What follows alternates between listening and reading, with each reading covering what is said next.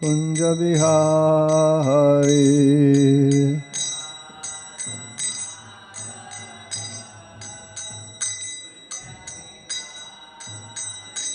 Gopi Jana Vallabha Girvaradari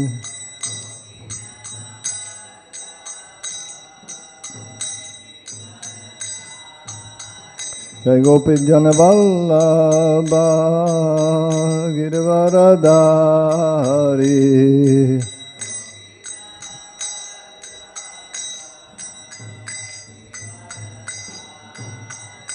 Shodanandana Braja Jana Ranjana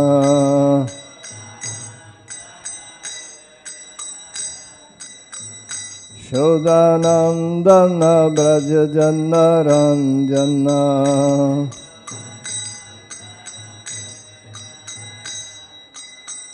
Yamunatira Vanachari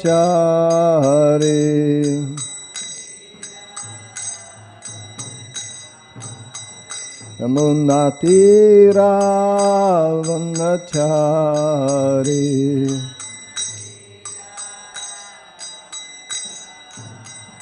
Hare Krishna Krishna Krishna Hare Hare Hare Rama Rama Rama Hare Hare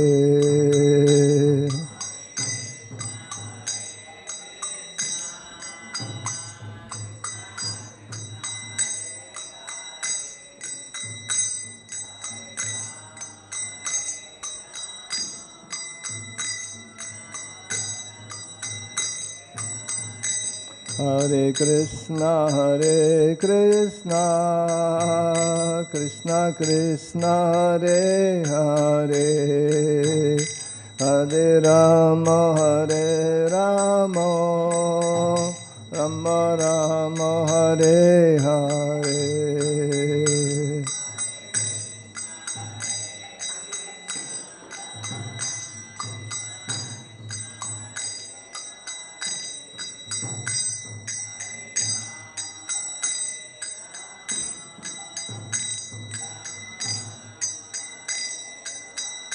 Hare Krishna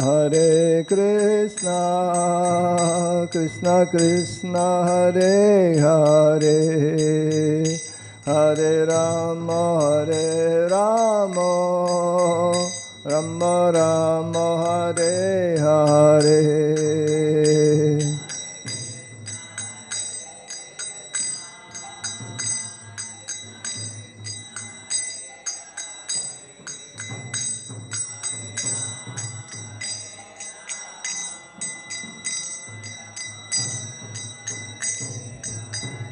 Hare Krishna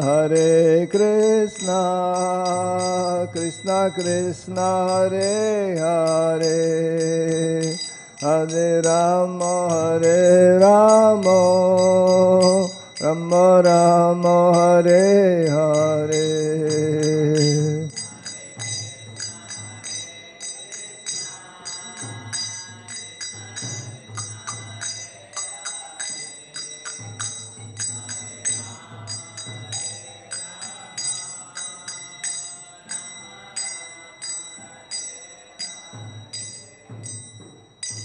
Jai Om Vishnupad Paramahamsa Parividgacharya Statra Satta Srimad A.C. Bhakti-vedanta Swami Srila Prabhupada Ki Jai. Srila Prabhupada founder Acharya Bibidiscon Ki Jai.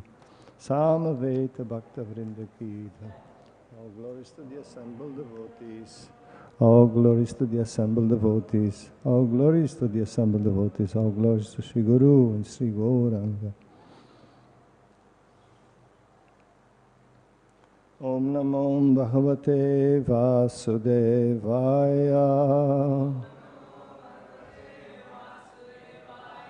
Om Namo Bhagavate Vasudevaya. Om Namo Bhagavate Vasudevaya.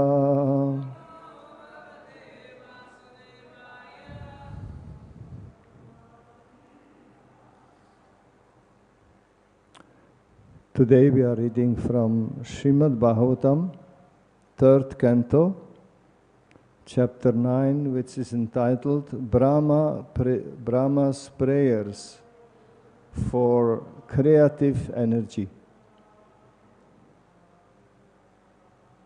Text 32. Yadā tu sarva bhūteshu darushu agnim iva stitam pratichakshita mam loka jayat tarhi eva kasmalam yadā tu sarva bhūteshu darus vagnim ivastitam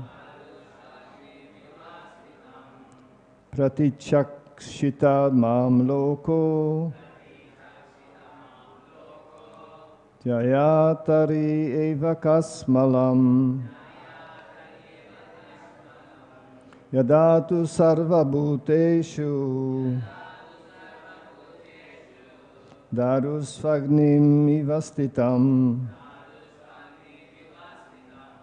pratikshakshita mam loko jayatari eva kasmalam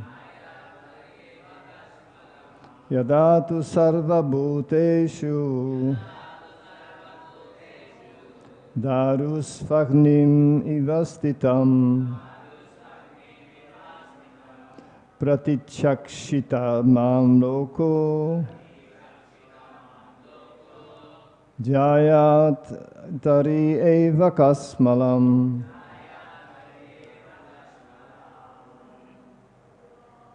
Please repeat.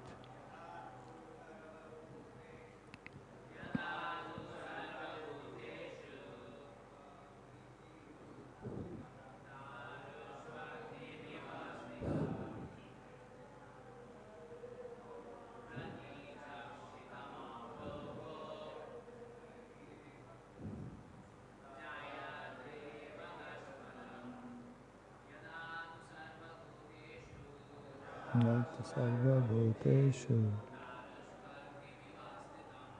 darus vagnim ivastitam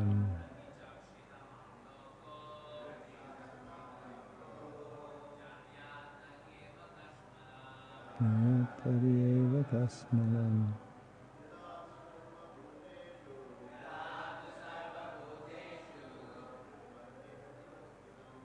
Darus vagnim ivastitam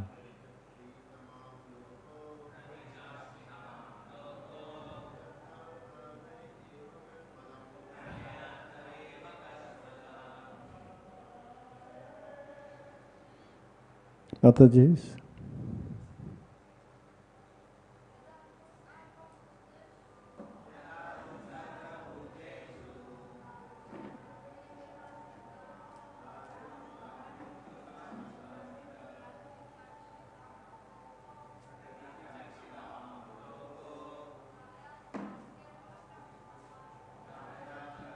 Kasmalam.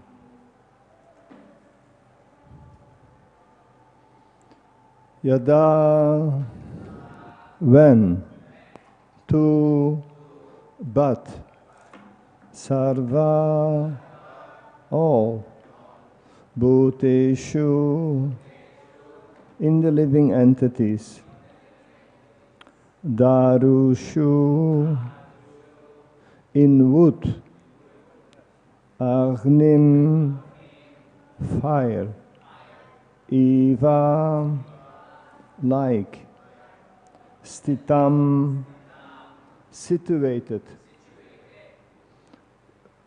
pratishakshita, you shall see, mam, me, loka, and the universe, jayat, can give up, tarahi, then at once, eva, certainly, kasmalam, illusion.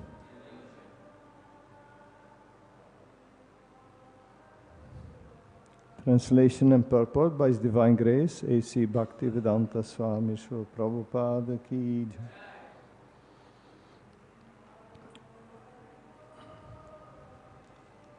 So here Lord Krishna is speaking. You will see me in all living entities, as well as all over the universe. Just as fire is situated in wood,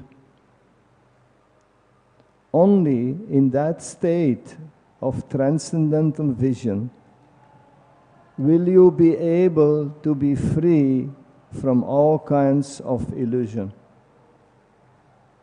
Please repeat. You will see me in all living entities, as well as all over the universe. Just as fire is situated in wood, only in that state of transcendental vision will you be able to be free from all kinds of illusion.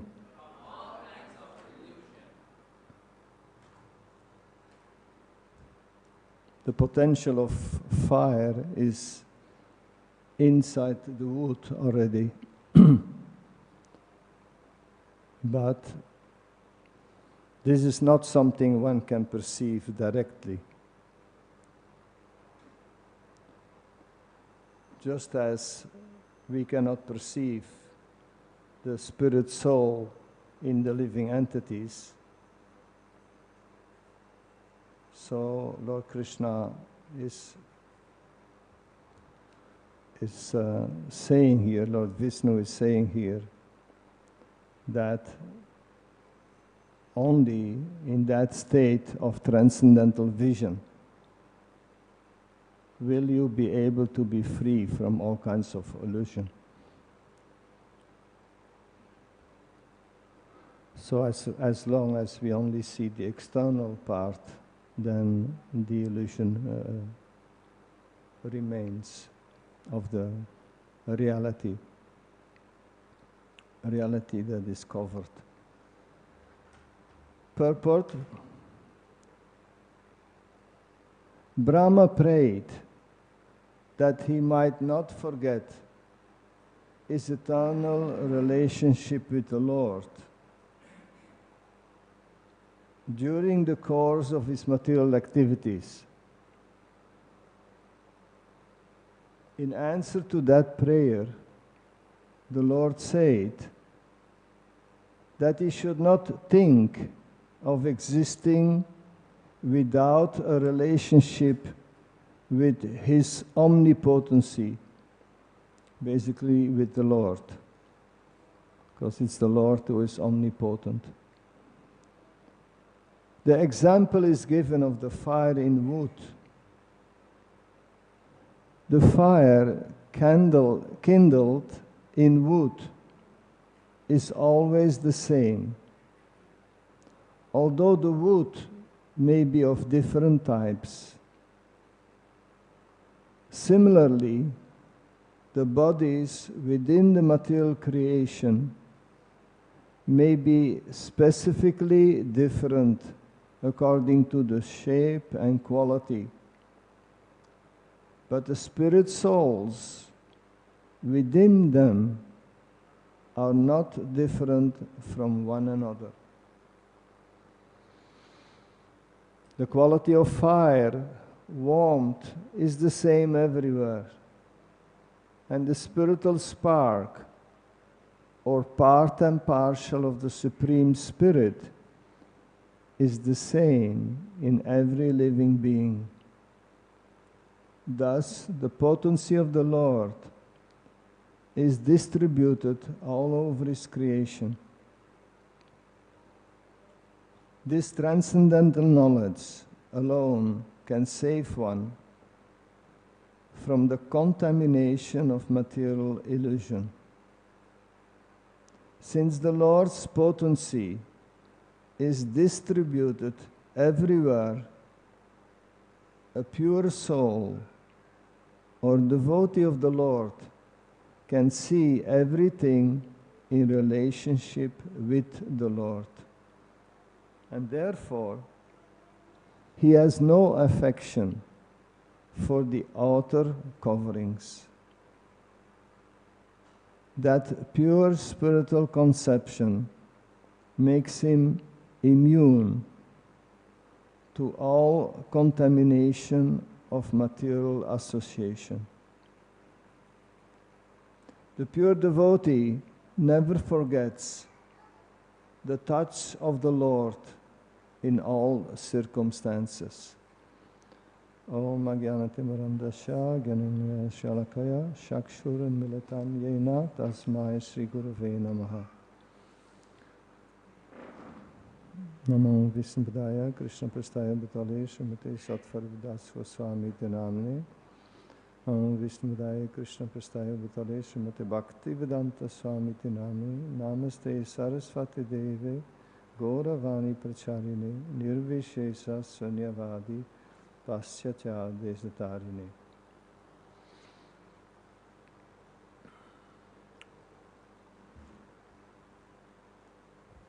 So here Lord Krishna is trying to pacify Lord Brahma because he was in anxiety. And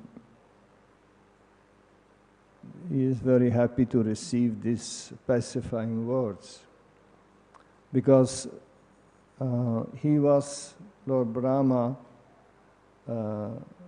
was created, and we know that the Karanadakshaya Vishnu or Mahavishnu, he is lying in the causal ocean, and from his Puryan universes manifest, and then in each universe he enters as Garbhodakasaya Vishnu, and then he lays down in the ocean that is filled with his perspiration into each universe. And as we heard yesterday from Jayapataka Swami, he explained the pastime of where Lord Brahma was in the understanding that he was the only Lord Brahma with 4 heads. But there are many Lord Brahmas, because there are as many Lord Brahmas as there are universes. But within this one universe, let's say the universe where we are in, there are also many planets, and there is one Garbhodakasaya Vishnu from whose navel lotus flower sprouts, from within Lord Brahma takes birth. And in our case, Lord Brahma has 4 heads. They also manifest. And when Lord Brahma took birth, then he was bewildered. He was bewildered because he was alone.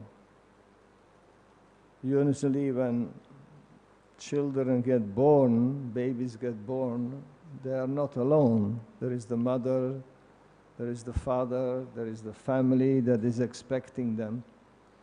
But in Lord Brahma's case, it was a little different. He was simply alone. And he was born from his father from Garbhotakasaya Vishnu, but he couldn't even see his father. So it was quite a bewildering situation, not knowing what to do, where to go, and then he looked and he went down in the stem of the lotus thinking, let me go to the source of the stem. In this way I will find out. But that also didn't work. And finally, after looking left and right, Lord Brahma said, who am I that I am situated on top of this lotus? Wherefrom has it sprouted? There must be something downwards in the water from which the lotus flower has grown.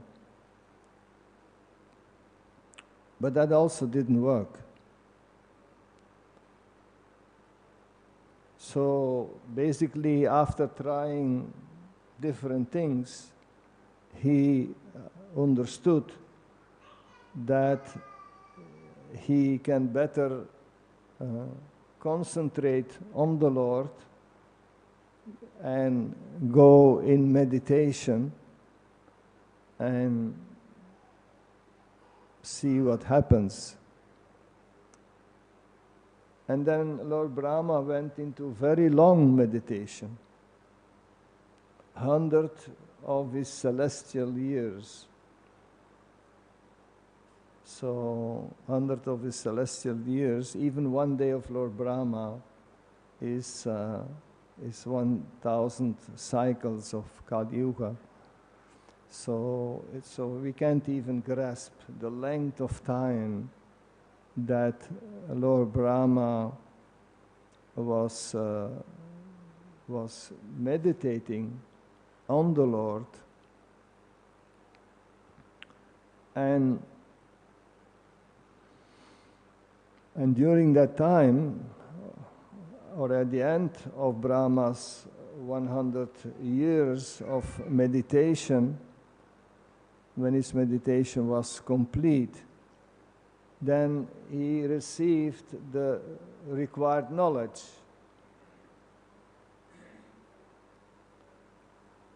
And he could see the Lord in his heart. As a result of this long tapasya, you can say, this long meditation, he could see the Lord, the Supreme, within himself, which before was not possible, and is in general not possible either for conditioned living entities. And at that time also, he composed the poem which became the Brahma Samhita, which is a prayer that Lord Caitanya, then on his tour to South India, came across this Brahma Samhita, and he approved it. Lord Caitanya approved it and recognized it as the prayer spoken by Lord Brahma at the end of his meditation. And Srila Prabhupada explains that one has to wait for the mercy of the Lord before one can either render service unto him or before one can know as he is. Because once we render service, then automatically, in due course of time, the Lord will reveal himself to his servant. It is like Lord Brahma did this meditation for so long, and at the end, the Lord revealed himself. We as devotees, Srila Prabhupada learned us to be engaged in devotional service, and at the end, this will bring us closer to Krishna. And then, of course, it's up to Krishna what he... but his mercy is always there, that we know. In which form it takes place, etc., that's up to the Lord and up to our sincerity and endeavor. But one has to wait for the mercy of the Lord, because before even one can render service. So to render service is not an obvious thing. It is a special, it's a special mercy upon us. It's not something we should take for granted. It is something special. So then also Lord Brahma's vision became more clear, and he could see the huge form of Anantashesha, and on which Garbhodakasaya Vishnu was lying. And he could also see how extremely beautiful the Lord is, because the scenery was very beautiful. The landscape, the mountains, the ocean, everything was so beautiful. But the Lord's appearance of Garbhodakasaya Vishnu and Anantashesha's appearance was so attractive, so beautiful, that it stood out against everything else. And then finally, Lord Brahma, what he did now before, he saw the origin of this lotus stem, because he could see there was a lake in the navel of Garbhodakasaya Vishnu. There was a lake, there was a pond. And then he saw that pond, he saw the navel, he saw Garbhodakasaya Vishnu, and he saw the lotus going up from that pond in which he was. So he got a complete understanding, complete vision. So Lord Brahma said that, "Oh my Lord, today, after many, many years of penance, I've come to know about you. How unfortunate are the embodied living entities that they are unable to know you personally. My Lord, you are the only knowable object, because there is nothing supreme beyond you." So Lord Brahma then developed some compassion for those who were less fortunate than him. And since he was the oldest and the first living entity in the creation, so then he expressed his compassion, and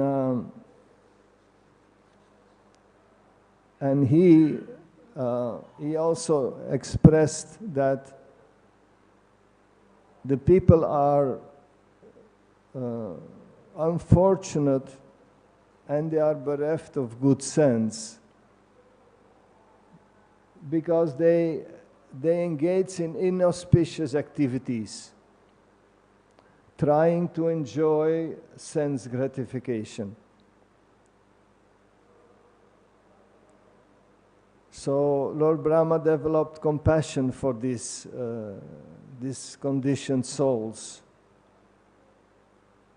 because it doesn't make sense. Once a person is on a level like Lord Brahma, and one sees the fortune of being connected with the Lord, then to see people who are struggling for life, who are working hard, who are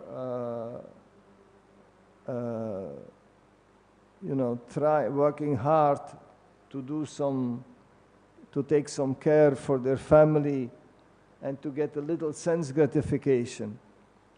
For a pure devotee, it's very, very painful to see that people are entrapped in such activities, because they are going for the peanuts instead of for the gold,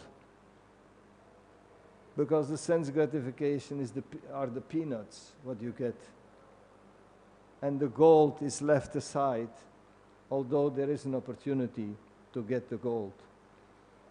So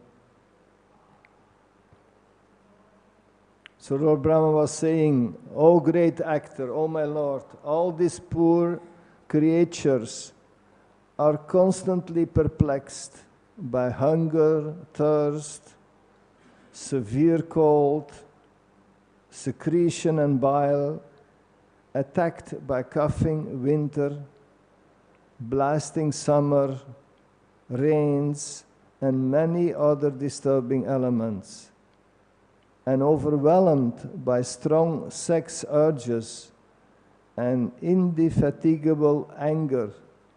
I take pity on them, and I am very much aggrieved for them."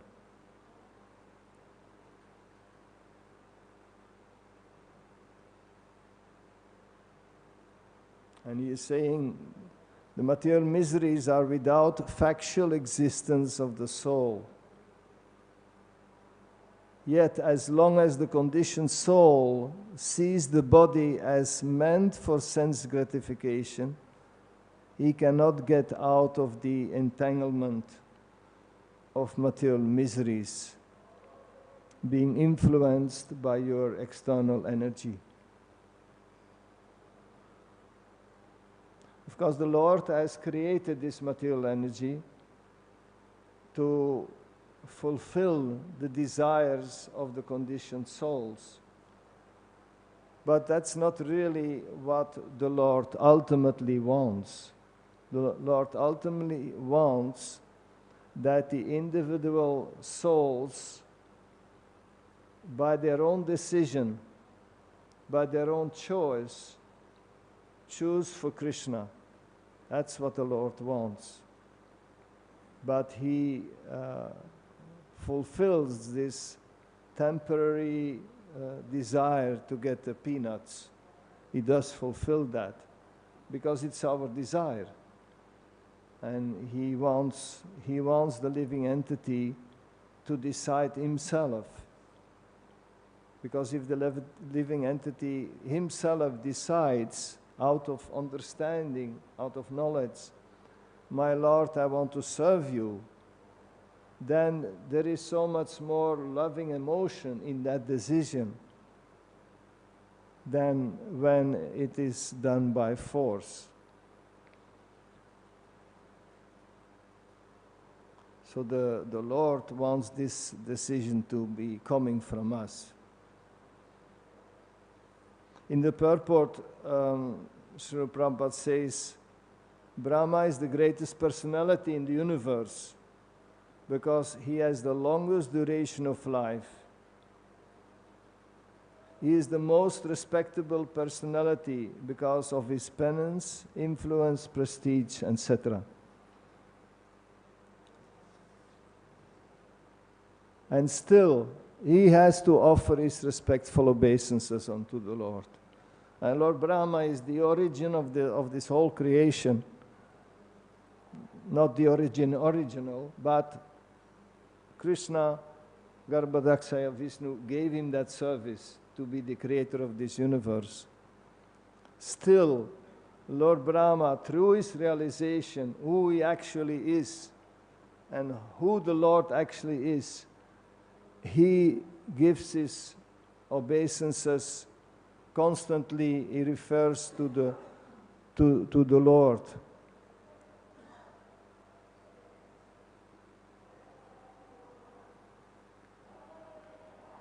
He is constantly praying to the Lord, because after his compassion, then he gets more, Lord Brahma gets more in the mood of praying to the Lord to get his blessings to do his service of creating the universe nicely.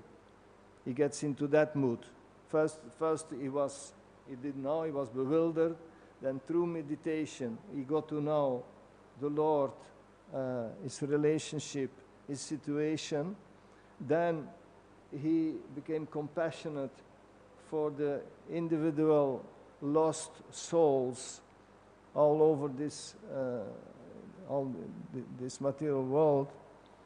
And then he was seeking the blessings of the Lord for doing his service nicely. He was saying, "O object of my worship, I am born from the house of your lotus navel for the purpose of creating the universe by your mercy. All these planets of the universe were stationed within your transcendental abdomen while you were enjoying sleep. Now, your sleep having ended, your eyes are open like blossoming lotuses in the morning." So the Lord Brahma is praying to Garbhodakasaya Vishnu for his mercy and his ability in doing a proper service in the creation, so that he will not get afflicted by ignorance, by lust, by thinking that he is very special.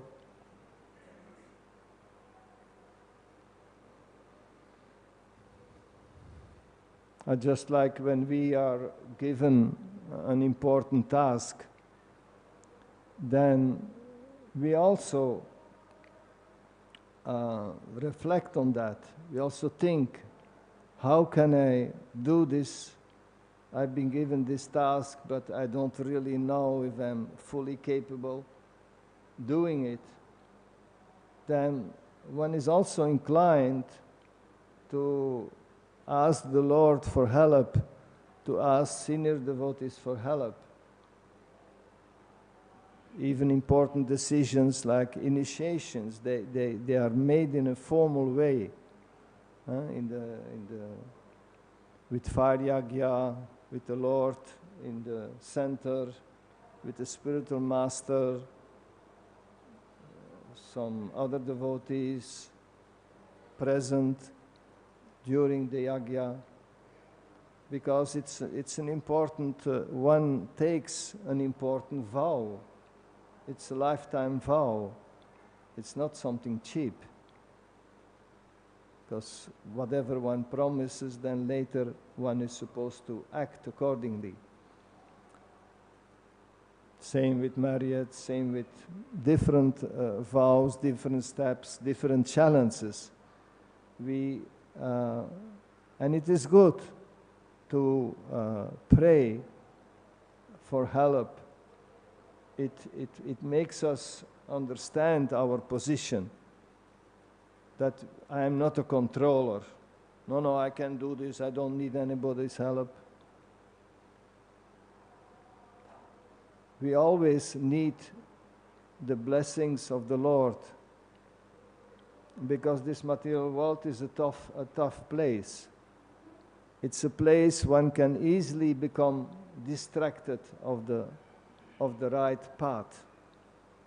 And we should always be praying. Even Srila Prabhupada, pure devotee, was praying for the protection of the Lord.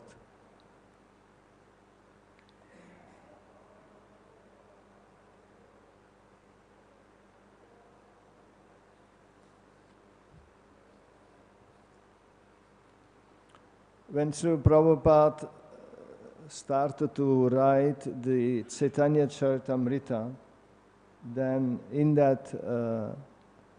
that foreword of the Caitanya-caritāmṛta, he quoted that in the surrendering process of Krishna consciousness one should accept 6 things.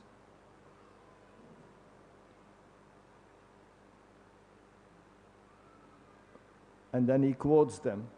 And the first thing he quoted, accept things that are favorable for discharging devotional service. It's a very simple statement. We all know what that means. We all know what is favorable for our devotional service. And number 2, reject what is unfavorable. And that also, we know what is unfavorable. We know what is Maya and what is Krishna. And the choice is often simple. It looks simple, but some or other, sometimes we are bewildered, we are allured, we are...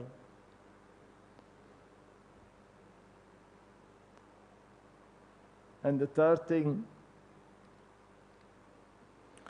is to believe firmly in the Lord's protection. And the Lord's protection doesn't mean that everything goes always perfectly.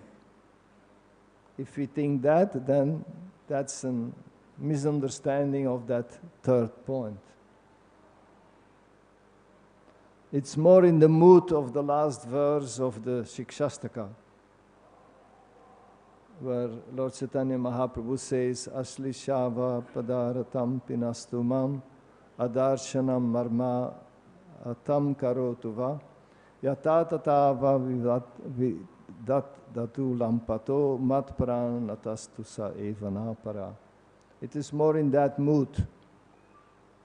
I know no one but Krishna as my Lord, and he shall remain so, even if he handles me roughly by his embrace. It's not just handle roughly, it's by his embrace. It's for our well-being, for our betterment. Or even if he makes me broken-hearted by not being present before me, he is completely free to do anything and everything. He is always my worshipful Lord unconditionally. So to believe firmly in the Lord's protection is in that mood that we put ourselves in the hand of Krishna, and that we see whatever happens to us. First we put us on the path of devotional service, of devotee life, which we all took that path. And then his protection means anything that the Lord wants to do that will make me help surrender to him, that is very good.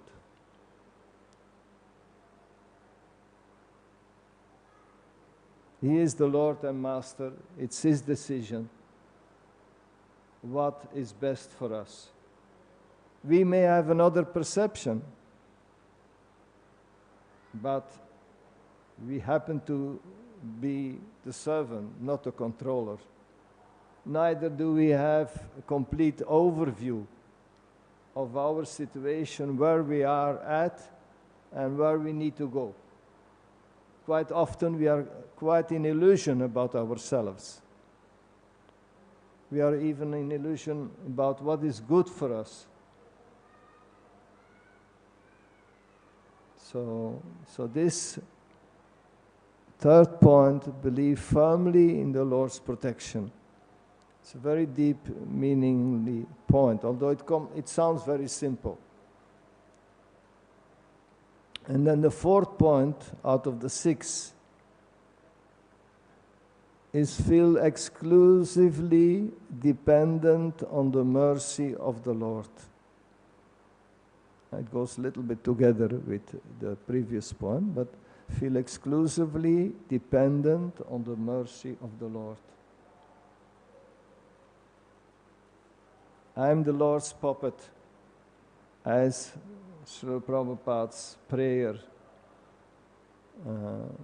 before on his way to America, you know. He wanted the Lord to use him as a puppet on a string. And that's the best way to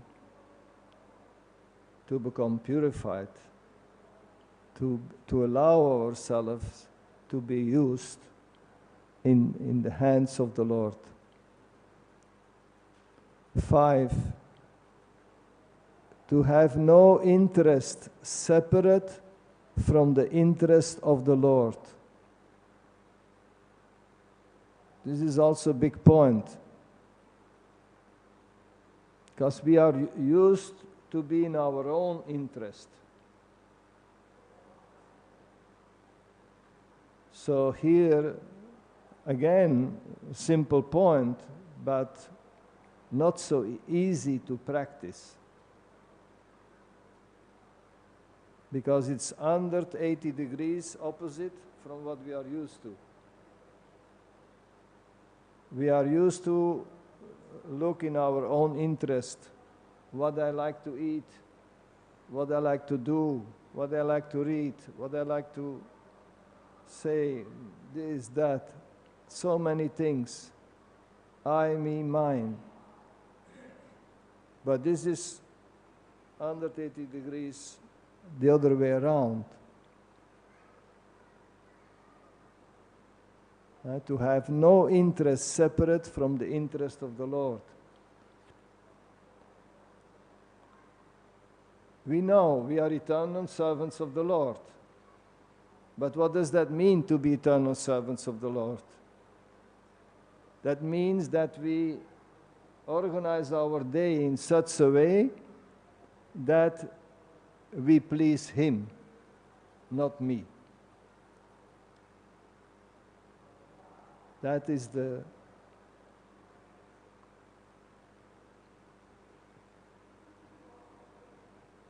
because if I'm the servant of somebody, then what should I do? What is my service? My service is then to make the person I'm serving happy. And if he is happy, then everything is fine. And in this case also, what happens if we do that? Then we also become happy. That's different from what we originally thought. Because originally we think, if I will be happy when I serve myself. When I serve my own senses, then I will be happy. That's what the people think. But in this case, if we accept that we are eternal servants of the Lord, then our focus should go on pleasing the Lord. And if we do that, then I can be happy, and I will be happy.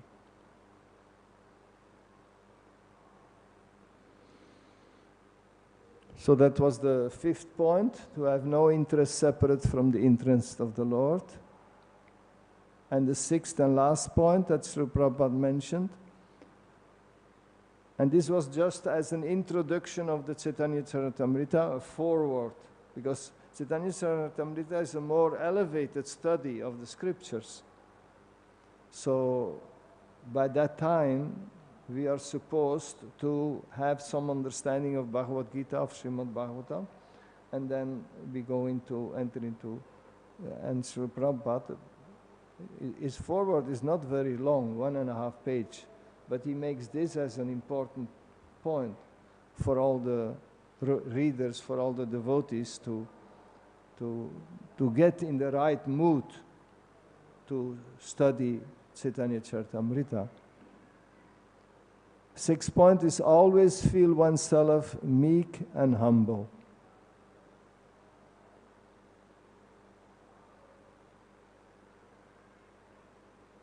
That has to see also with the topic of the verse. Topic of the verse today is that in wood there is potential fire. But if you only see the wood, then you don't, that's not the full vision. Same, if you see a body, a bird, another living entity, anything, then that's the external appearance. And they are all different. But if you look at the soul is, we are all souls. Even an ant, you walk outside, ants are crawling on the ground. The soul, the size of the soul in the ant is the same size as the soul in our body. There is no difference. And we make such a big deal of our body. You know, go out of my way, I'm in a hurry. Or this or that. We make such a big deal. While this ant is just crawling there, and maybe 1 minute later, another person behind me steps on it and it's finished. But in essence, from the spiritual vision, there is no difference between the soul in the ant and the soul in my body. Just that I make a big difference between, between the ant and me.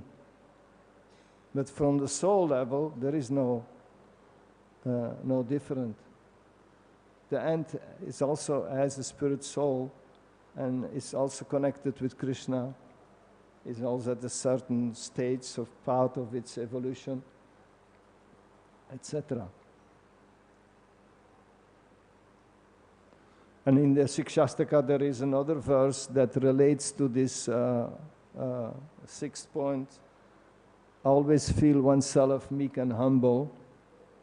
Trinatapi sunichena tarorapi sahisnuna amanina manadena kirtanya sada hari. One should chant the holy name of the Lord in a humble state of mind, thinking oneself lower than the straw in the street. So that's quite low. The straw in the street is, you cannot go much lower than that. One should be more tolerant than a tree. The tree, they write names in the tree, they cut branches, devoid of all sense of false prestige. One should be ready to offer all respects to others. In such a state of mind, one can chant the holy name of the Lord constantly. So always feel oneself meek and humble, and that's a very good position for chanting the holy name. It's a very good position for serving, to see oneself as a humble servant of the Lord. It's a very healthy position for us to be in.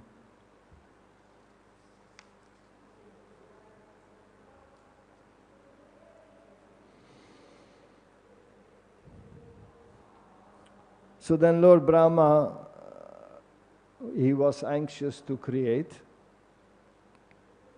and he was somewhat depressed of seeing this devastating water. So then the Lord spoke, "O Brahma, when you are absorbed in devotional service, in the course of your creative activities, you will see me in you and throughout the universe. And you will see that you yourself, the universe, and the living entities are all in me. And then the last verse is the one of today. You will see me in all living entities as well as all over the universe, just as fire is situated in wood. Only in that state of transcendental vision will you be able to be free from all kinds of illusion. So I will stop here. Any comments?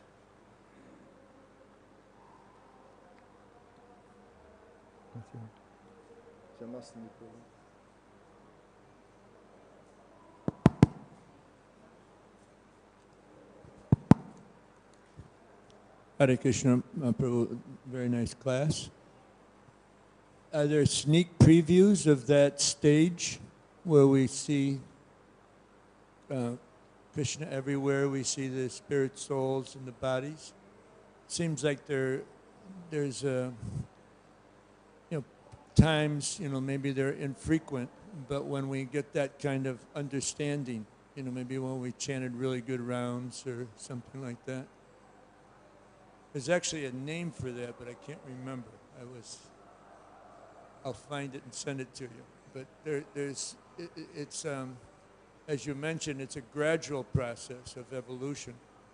But we also get, the preliminary stage of bhava, and there's some features that are in the fully realized stage that we come to.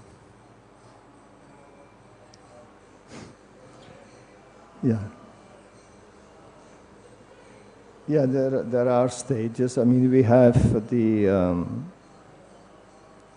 stages from Shraddha to Prema. It's a gradual process where we go through, and then which is for each of us, I mean, the process of purification is the same principle, but depending on how we apply, how much we have applied in previous births, and etc., then we do make spiritual advancement if we take on the path of Krishna consciousness, if we do surrender ourselves to the process, and then as you know, Srila Prabhupada even promised that if we simply follow these 4 regulative principles and we keep serving the Lord for this lifetime, then the Lord will take us back to Godhead at the end of our life, even if we are not completely pure, so to say. So yes, we make advancement according to our effort, according to our sincerity, according to where we started from, according to our dedication, according to the mercy of the spiritual master, the mercy of the Lord, the intensity of our prayer. So many aspects are there which make us advance on the path of Krishna consciousness. There's one, this point you made about there was a conversation between Tamal Krishna Maharaj and Srila Prabhupada in Mumbai. And one day, Tamal Krishna Maharaj exclaimed to Srila Prabhupada, how can I think of Krishna? My mind is simply filled with temple finances. And then Prabhupada said, yes, many lifetimes we've wasted on ourselves. If just in this one lifetime we can dedicate heart and soul to pushing on Lord Chaitanya's movement, then Lord Chaitanya will personally come and take us back to Godhead. And Hari Sari, I was talking with Hari Sari about this one time. We were riding from Calcutta together back to Mayapur, by taxi. And he said he heard Prabhupada in his tenure as being Prabhupada's servant towards the end. He heard Prabhupada say this on many occasions. So it's a promise that Prabhupada made us, and if that's what we have to do, like what you're doing, and it's important. We just give ourselves completely to pushing on Lord Chaitanya's mission. That's the key to the spiritual world, opening that door. And then Lord Chaitanya will see, he gave his life for this purpose, and he'll come and take us back. I say to devotees, Apni Goloka Vrindavan Jaban. That means you are going back to Godhead. I'm beginning to learn a little more Bengali. Thank you for your nice comment.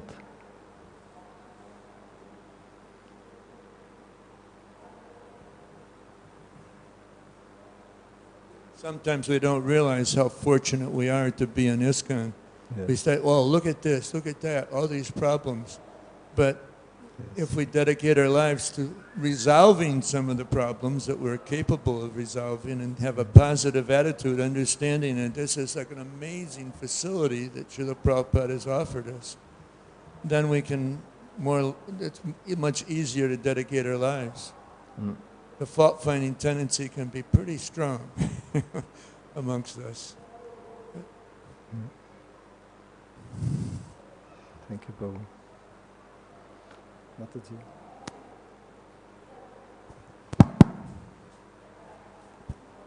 Hare Krishna, thank you. I wanted to ask, in this verse, yadā tatā vā vidadātu lampato, it is usually translated, the word lampato, as a debauchee, and to me it sounds like a criticism, but it should be glorification. So just if you can comment, how is this lampato debauchee glorification of the Lord?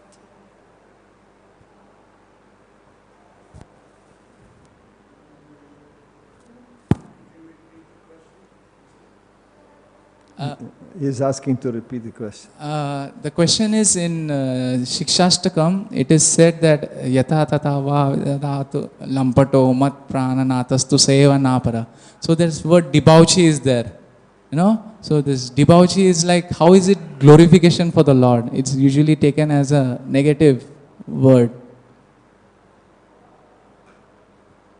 But what is the negative word?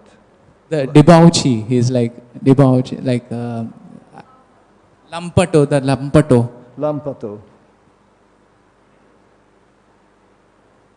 But lampato means? Debauch, like who is unfaithful, mixing with many women like that. Lampat. But it doesn't say like that in the translation. I found in a different translation that this is... Because here in the translation it is said, I can read it completely. I know no one but Krishna as my Lord, and he shall remain so even if he handles me roughly by his embrace or makes me broken-hearted by not being present before me. He is completely free to do anything and everything, for he is always my worshipful Lord unconditionally. So in this translation, I don't see any...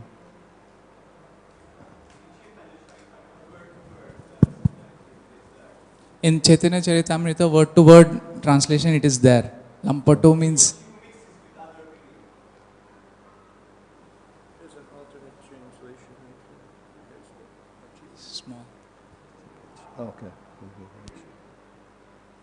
Let him trample me or break my heart by never doing his to me. He is a debauchee after all, can do whatever he likes, but he is still no man other than the Supreme. So he is a transcendental debauchee.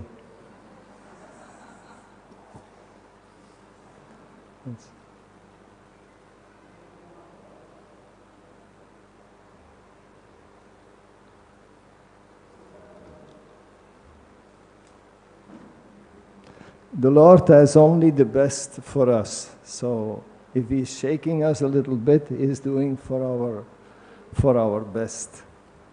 So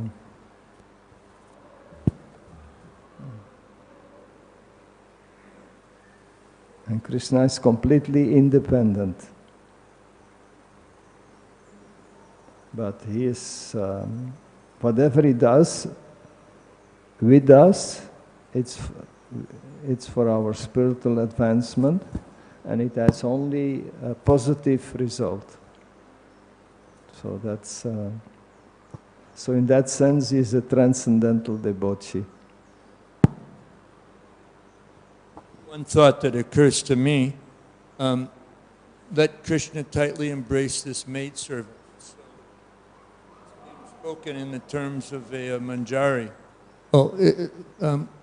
He starts this translation. I don't know where the translation's coming from, but it's in this shloka book. The original, the one that we usually know, comes first, but I'm sure it's in Prabhupada's books. Let Krishna tightly embrace this maidservant who has fallen at his lotus feet. So, Gopi, Manjari, like that. You know, that's the modality that Madhurya Ras that Lord Chaitanya brought. So he's a debauchee. He's running off with other girls. That's what a debauchee is all about. You know, so transcendental. But it's in that whole mood of Madhurya Ras. Like when the gopis were so proud that Krishna was doing Rasa Leela with them, and then when that pride came, he disappeared. Yeah. Right? And then they found his footprints, and they knew that he was carrying someone on his shoulders. And that turned out to be Srimati Radharani. So anyway, these are the transcendental pastimes of the Lord, which are misunderstood by the non-devotee. They say, this is nonsense. You know, this is actually Christians would sometimes criticize, you know, our tradition because of this these unusual pastimes from their standpoint. But they're the highest platforms of transcendental exchange, you know, with the Lord that's available. And Srimati Radharani is this emblem of that.